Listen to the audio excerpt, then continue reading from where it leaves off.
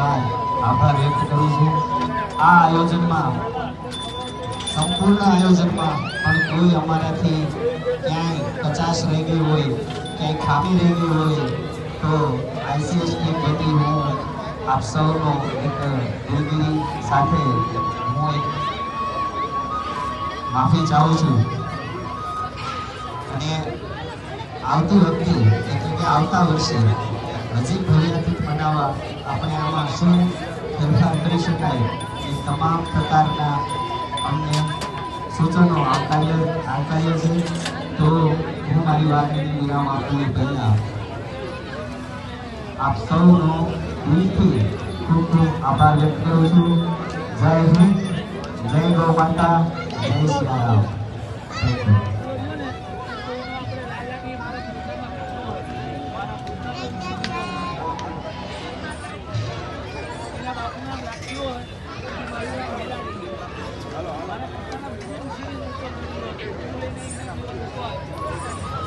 બરોબર બરોબર।